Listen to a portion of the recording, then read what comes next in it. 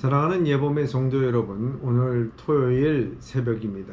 오늘도 하나님의 은혜와 평강이 성도님들의 가정과 생업에 충만하기를 주님의 이름으로 축원합니다. 오늘 또한 우리가 거룩한 성일을 예비하는 날입니다.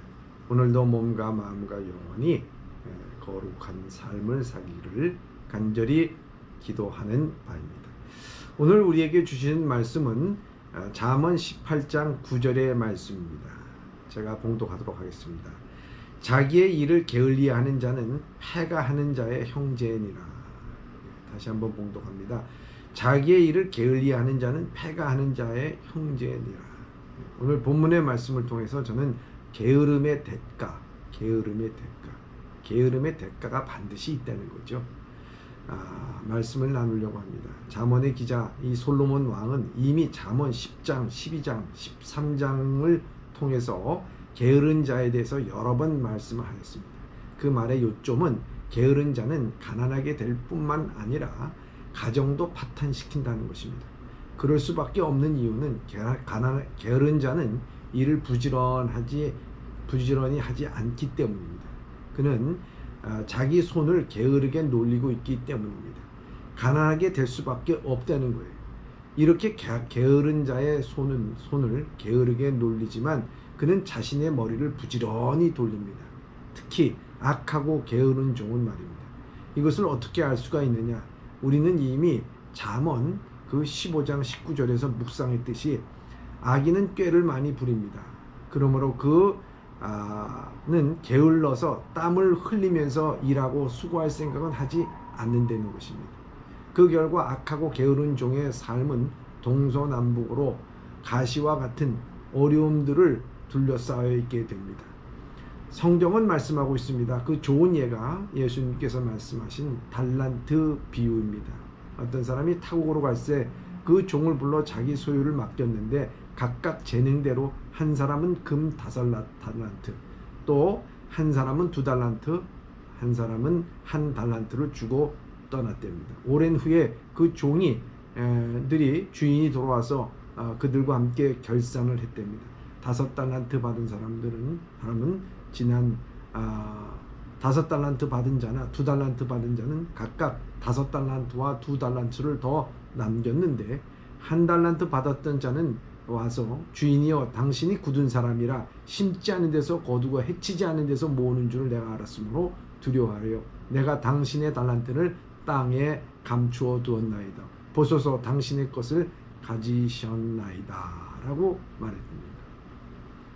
그때 그 주인이 대답하여 이르되 악하고 게으른 종아, 나는 심지 않은 데서 거두고 해치지 않은 데서 모으는 줄을 내가 알았느냐? 그러면 내가 마땅히 이 돈을 취일이 하는 자에게 맡겼다가 내가 돌아와서 내 원금과 이자를 받게 해야 할 것이 아니냐라고 말했습니다.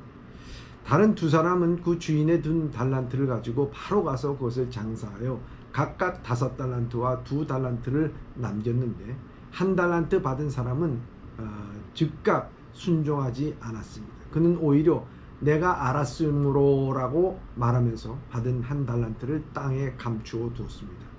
이렇게 악하고 게으른 종은 꽤나 많이 부립니다. 그래서 잠언 13장 4절에는 게으른 자의 마음은 원하여도 얻지 못한다고 말씀하고 있습니다. 그 말은 그는 마음은 원하는데 손은 게으르고 놀리기 때문에 그 원하는 것을 얻지 못한다는 말입니다. 그래서 게으른 자는 그 잡은 것도 사냥하지 아니할 뿐만 아니라 자기 손을 그릇에 넣고도 입에 올리기를 괴로워한다고 성경은 말씀하고 있습니다. 참 웃기지 않습니까? 고기를 먹고 싶으면 사냥을 해서 짐승을 잡아야 하는데 마음만 원하고 실제로 사냥도 하지 않는다는 것입니다. 또한 어느 누가 배고픈데 손을 그릇에 넣고도 입으로 올리는 것을 괴로워하겠습니까?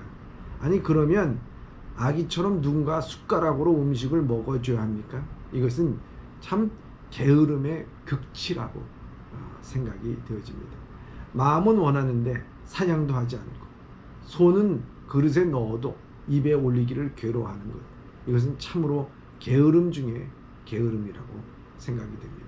이러한 게으른 사람을 가리켜 성경 잠언 19장 15절에는 태만한 사람, 즉 나태하여 놀고 있는 사람이라고 말하고 있습니다.